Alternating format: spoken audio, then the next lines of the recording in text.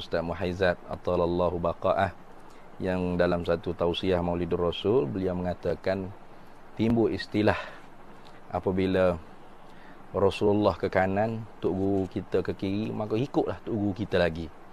Jadi dikerak potong oleh orang-orangnya untuk inilah untuk menyerang Ustaz Al-Fadhil Ustaz Muhaizat. Jadi para penonton yang dimuliakan oleh Allah, kalau tanya pendapat saya, beginilah saya jawab. Pertamanya, perkataan tersebut memang secara zahirnya boleh dimaknai dengan makna yang tidak benar dan makna yang benar. Makna yang tidak benar ni memanglah daripada musuh-musuh ataupun orang-orang awam yang kailnya tidak panjang untuk memahami. Apabila dikatakan Rasulullah ke kanan, tok guru kita ke kiri, maka ikutlah tok guru kita. Maka dia segera fahamnya Rasulullah tu lebih rendah daripada tok guru kita, tok guru kita lebih tinggi daripada Rasulullah. Menimbulkan ta'assub pada tok guru dan sebagainya, nak menghina Rasulullah. Itu makna-makna yang fasid lah tu, makna-makna yang rosak, makna-makna yang tidak benar lah. Kalau faham dengan seperti itu memang jelas-jelas salah lah. Tetapi memang makna-makna yang rosak tu boleh difahami dengan orang-orang yang awam. Orang awam boleh fahami dengan makna-makna yang tidak tepat, yang tidak bagus, tidak betul, makna yang fasik, makna yang rosak. Kerana kalau kita kira Rasulullah ada ke kanan dan Rasulullah kita lihat mana kita ada dengan Rasulullah ke kanan, maka ketika itu tidak wujud dah tok guru kita. Kerana Rasulullah tu ialah maha guru bagi segala guru-guru. Beliau sahibus syariah. Sahibus syariah. Sebab tu zaman Nabi itu apabila sahabat tanazuk maknanya berselisih pendapat, mereka tu segera merujuk kepada Nabi. Maka sebab tu tidak timbul mazhab-mazhab di zaman Nabi hidup lagi, tidak ada. Orang fakih-fakih tu ada. Orang fuqaha usitah tu ada, tetapi mazhab-mazhab tu belum mewujud. Kenapa? Rasulullah ada hidup lagi. Beliau sahibus syariah. Tu dirujuk kepada Rasulullah sallallahu alaihi wasallam. Itu makna yang kita anggapkan kalau orang tu nak menyerang Ustaz Muhaizat dan sebagainya, mereka boleh memahami dengan perkataan tersebut dengan makna-makna yang rosak. Kerana kaedahnya ikhtilaful mafhumat atau ikhtilaful ibarat bi ikhtilafil i'tibarat. Bersalah-salahan, tidak sama pada mafhum, pada kefahaman, ataupun tidak sama dalam ibarah, itu dengan sebab tidak sama, bersalah-salahan pada i'tibar. Tidak i'tibar yang baik, maka keluarlah makna yang tidak baik. Tetapi kalau kita nak menjernihkan kefahaman orang awam, kita mesti mengikut kaedah i'malul kalam aula min ihmalihi. Kita beramal dengan sekalian perkataan itu lebih aula daripada kita menghampakan. Artinya kita nak memahami perkataan seseorang tu mesti kita kena melihat skop apa yang diceritakan. Tetapi kita mesti adil. I'dilu huwa aqrabu littaqwa. Berlaku adillah kamu, dan dengan keadilan itu boleh mendekatkan kita kepada takwa Allah. Jangan kerana kita tak suka pada satu kelompok, satu individu, satu tokoh, maka kita tidak berlaku adil pada dia.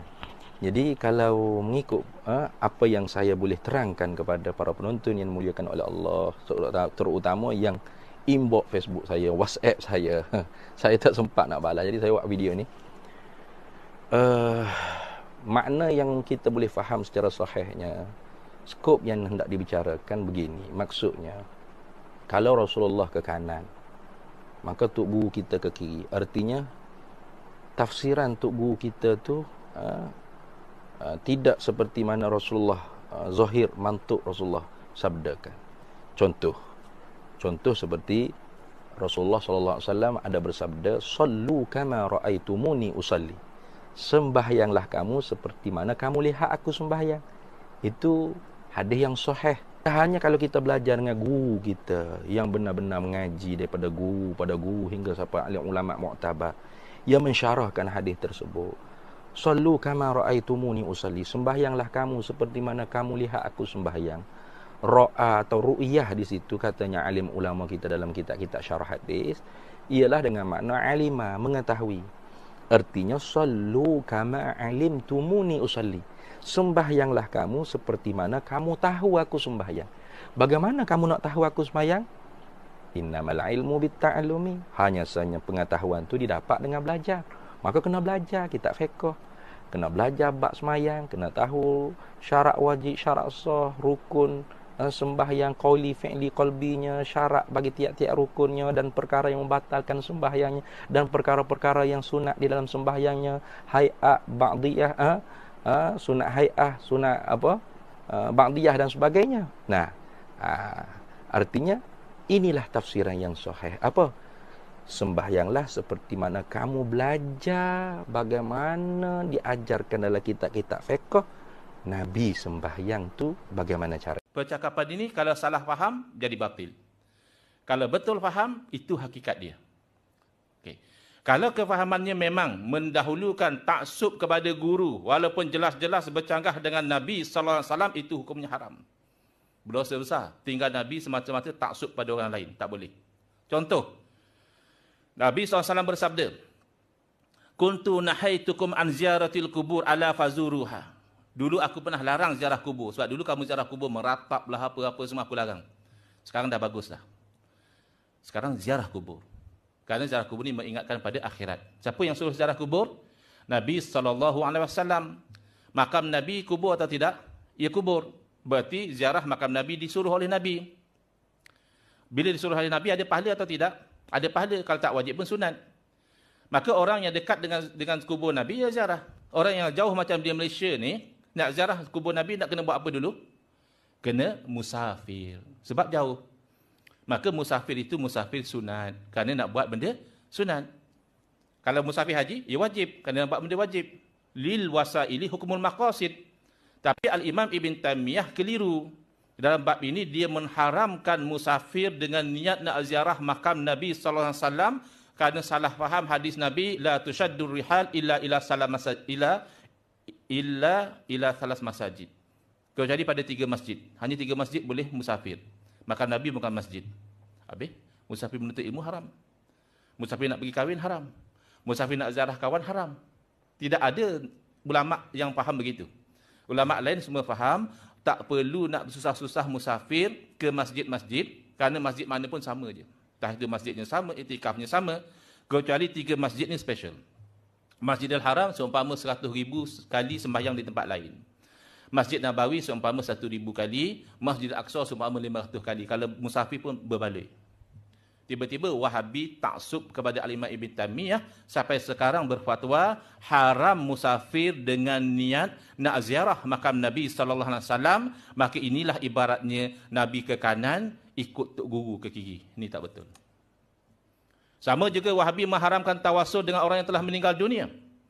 Bercanggah dengan amalan Nabi dan bercanggah dengan kefahaman sahabat. Nabi SAW pernah bertawasul dengan orang mati. Nabi SAW berdoa kepada Allah ketika ibu kepada Saidina Ali karamallahu wajhah meninggal dunia, Fatimah binti Asad radhiyallahu anha meninggal dunia, yang Nabi anggap seperti ibu sendiri. Memang kan Nabi dibeli oleh Abu Talib. Maka isteri Abu Talib seperti ibu baginda. Jadi apabila mengebumikan Sayyidatina Fatimah binti Asad, Nabi berdoa, Allahumma bihaqqi nabiyyika wal anbiya'i min qabli. Ya Allah, dengan hak nabimu, iaitu hak Nabi sendiri, dan Nabi-Nabi sebelum daripadaku, tidakkah Nabi sebelum daripada Nabi Muhammad SAW telah meninggal dunia? Berarti tawasul dengan orang mati tak ada masalah. Kerana tawasul bukan apa-apa, hanya meminta kepada Allah dengan menyebut sesuatu yang Allah kasih. Nama Allah yang agung, misalnya kita sebut, amal-amal soleh misalnya kita sebut, orang-orang soleh misalnya kita sebut. Habis ada beza ke orang soleh hidup dengan mati? Tetap dia soleh. Adakah Nabi ketika hidup mulia, selepas Nabi wafat, Nabi sudah tidak mulia di sisi Allah? Tak mungkin. Makanya sahabat Nabi Sayyidina Utsman bin Hunayf radhiyallahu anhu mengajar doa tawasul supaya orang lelaki itu bertawasul dengan Nabi ketika Utsman bin Affan radhiyallahu anhu menjadi khalifah. Maknanya lama selepas Nabi wafat, sahabat faham tak ada masalah. Doa tawasul dengan Nabi boleh. Tiba-tiba Wahabi ta'assub kepada Al-Imam Ibn Taymiyah mengharamkan tawasul dengan orang mati. Ini namanya Nabi ke kanan, Wahabi ke kiri. Jangan. Ini ta'assub Tok Guru namanya. Tetapi, kalau kita faham Nabi begini, tapi ulama faham Nabi berbeza, kita nak dahulukan kefahaman kita atau kefahaman ulama? Ini logik yang berbeza. Sebagai contoh, Nabi SAW apabila diminta menetapkan harga siling, sebab masa itu harga barang melonjak naik. Ada sahabat jumpa Nabi, "Sa'ir ya Rasulullah, tetapkanlah harga Rasulullah, tak tahan harga barang naik." Nabi SAW decline, Nabi tak mahu. Allahu wal musa'ir. Allah yang tetapkan harga, yakni Allah tentukan hujan kemarau, kalau hasil kurang, permintaan tinggi, harga naik. Kan itu teori demand and supply.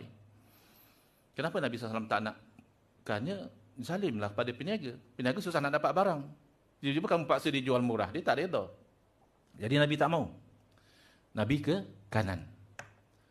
Tiba-tiba, selepas daripada itu, ulama berfatwa bahawa pemerintah boleh, bahkan wajib menetapkan harga siling. Ulama ke kiri. Kita nak ikut Nabi ke nak ikut ulama? Of course ikut Nabi.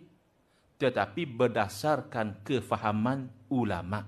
Ulama faham bahawa Nabi SAW tak nak tetapkan harga siling kerana zalim. Jadi ulama faham. Nabi SAW yang zahirnya ke kanan itu kerana nak mengelakkan kezaliman. Yang pada ketika itu ada di sebelah kiri. Maka sekarang kezaliman ada sebelah kanan, iaitu di pihak penjual. Maka kita ke kiri untuk mengelakkan kezaliman yang akan berlaku kalau kita tidak tetapkan harga siling. Cantik tak? Cantik. Ikut Nabi sebenarnya, tapi mengikut kefahaman para ulama. Banyak benda tuan-tuan tak dipikir dengan kepala ni. Sebab tu ada benda tuan-tuan, Al-Quran ni kita baca, kita kena beriman, jangan duk fikir. Quran ni tuan-tuan baca, tuan-tuan kena dengar apa tafsiran ulama, tuan-tuan kena dengar tok guru syarah, tuan-tuan kena dengar ustaz mengajar. Terima. Quran ni tuan-tuan tak boleh baca, tuan-tuan faham dengan kepala otak tuan-tuan. Tak boleh. Baca Quran mesti tengok kepada tafsir. Baca tafsir mesti disyarahkan oleh guru. Sebab lain yang ulama nak maksud, takut hang faham lagu lain, tambah hang nak faham Quran. Tuan-tuan, kalau ada siapa-siapa yang duk mengajar ni agama ni, cuba tanya, kitab kita baca, jangan kata nak baca Quran tak faham. Baca kitab pun kadang-kadang tak faham lah. Tu yang baru ni ada ustaz daripada Kelantan tu kata kan, kalau saya tengok tok guru apa-apa Nabi pi belah kanan, tok guru pi belah kiri, saya nak ikut mana? Nak ikut kanan kan nak ikut kiri? Ikut kiri. Boleh kat buat-buat tu dia pakai duk bantai. Ha ni lah, ustaz-ustaz ni duk ngajak. Jangan ikut Nabi, terus ikut ulama. La ilaha illallah. Kepala otak terlalu kecil nak fikir perkataan yang terlalu besar. Saya kata lagu tu lah. Saya tak mau komen apa. Orang kata lagu mana ustaz? Saya kata mau kepala otak kecil nak pergi faham maksud yang besar. Tak faham.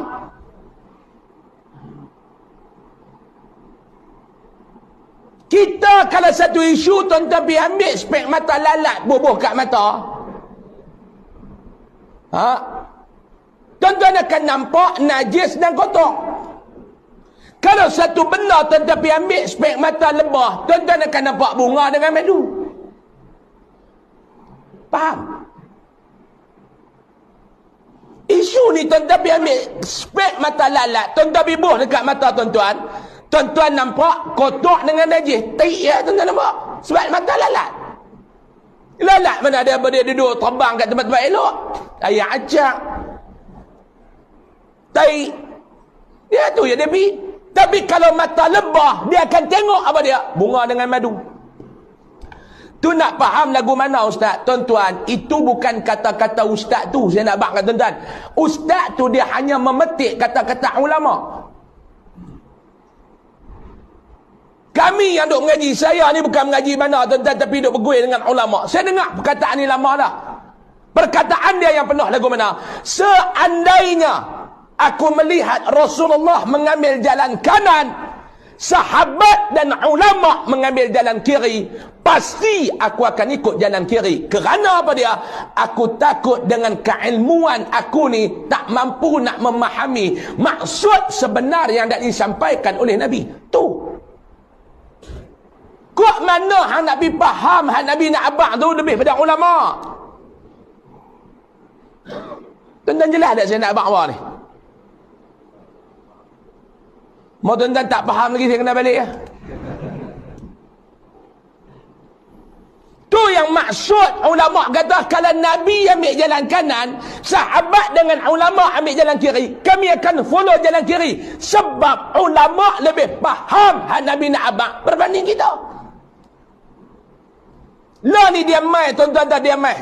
Dia mai lah ni program, dia mai lah ni dia mau duduk racun pemikiran orang awam ni supaya meninggalkan ulama terus kepada Nabi. Dia mula buat seminar, dia mula buat kelas. Seminar apa dia? Salat mengikut cara Rasulullah. Pakat daftarlah kita. Ni kita nak semayang ni ikut cara Rasulullah ni tuan-tuan. Saya nak tanya tuan-tuan, hak tutup guru duduk karang kitab, lepas semayang tak ikut cara Nabi kah? Hak tutup guru duduk mengajak di pondok Muniatul Musalli duduk ajak kita semayang tu awal. Kitab-kitab ulama ni tak mengajak kita nak ikut cara Nabi kah semayang?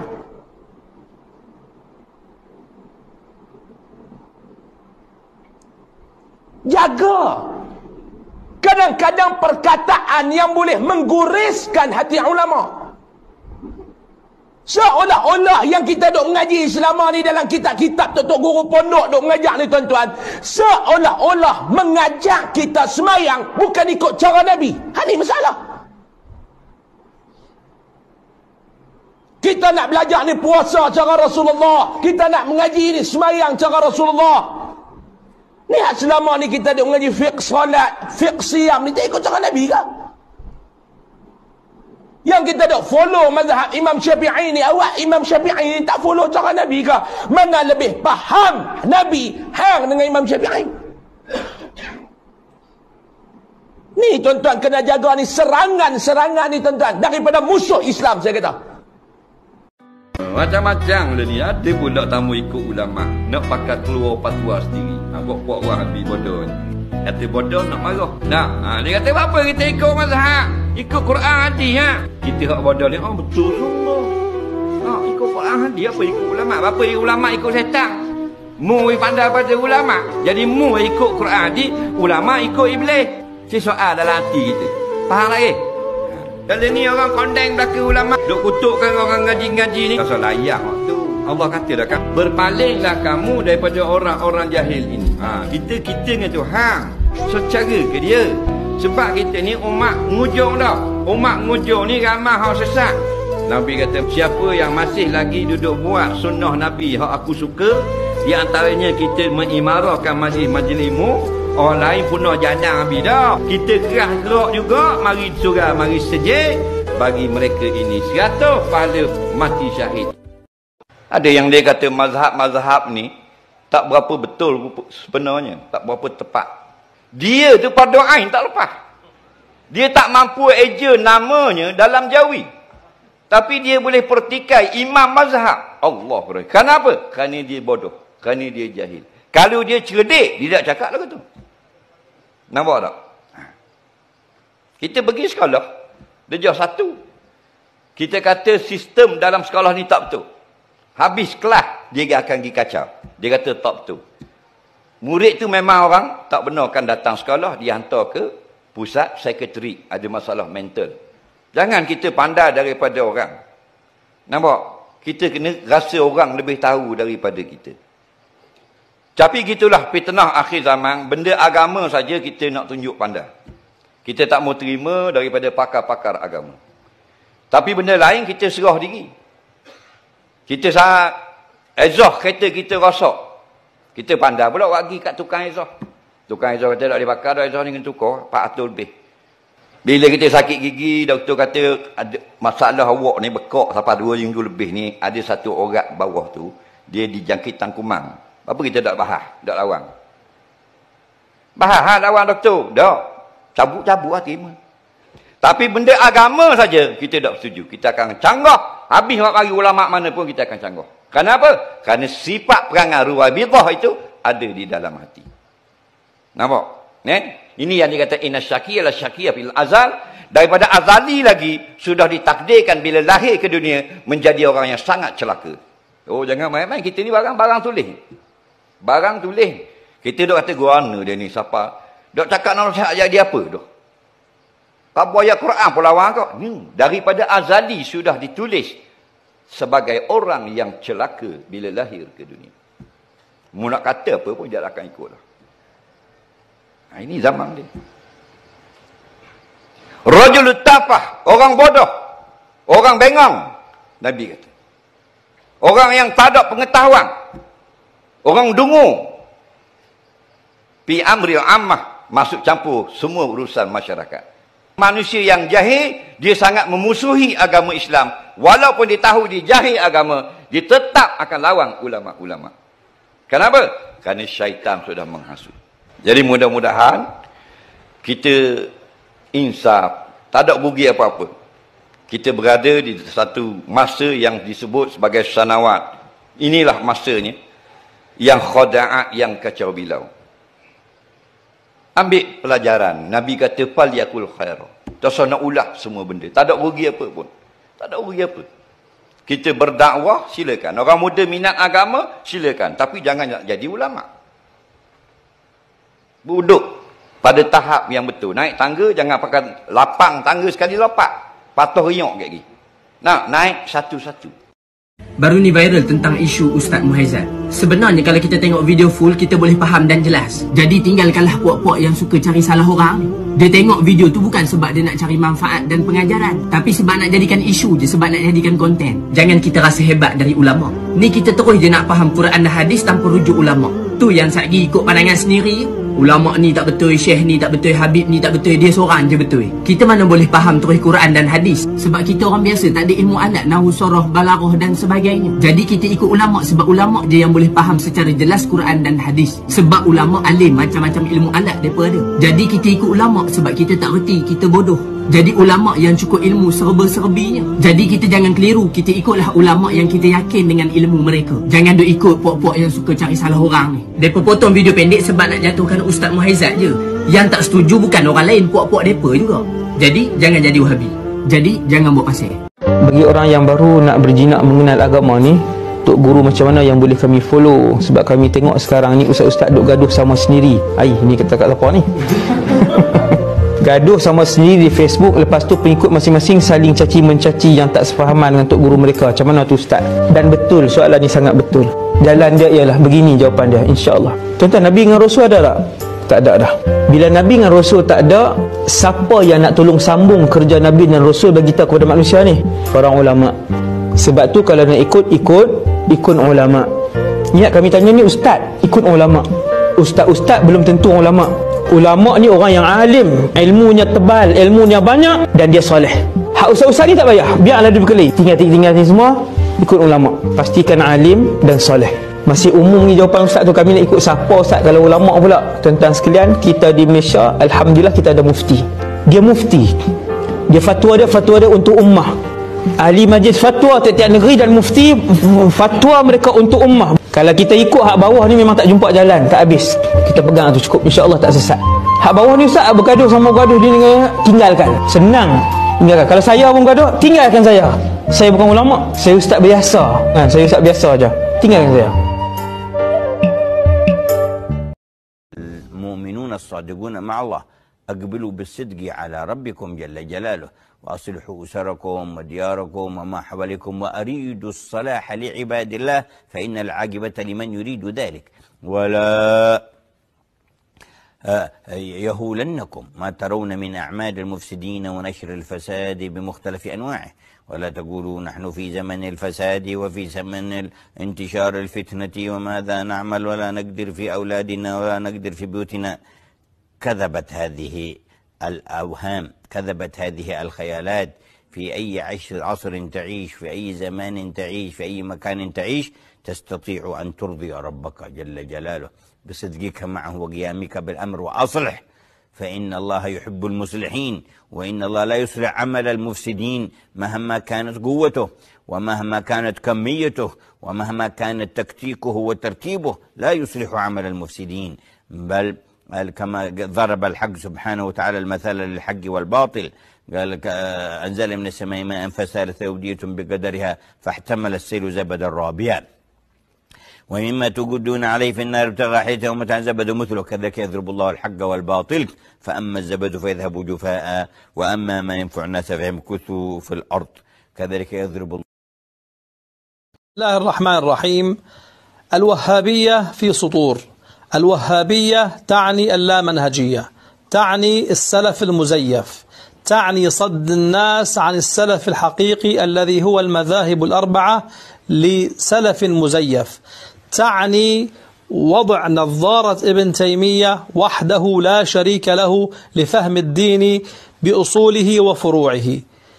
الوهابية تعني انقطاع الإسناد، إذ لا إسناد لهم إلى النبي عليه الصلاة والسلام على طريقتهم تلك. الوهابية تعني فقد النور من الوجوه.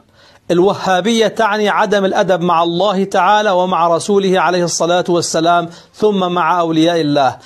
الوهابية تعني أن تكون في فتنة مع المسلمين، أن تكون مصدر شقاق حيثما حللت أو ارتحلت، فهذه هي الوهابية. نسأل الله تعالى أن يتوب على من تورط فيها، وآخر دعوانا الحمد لله.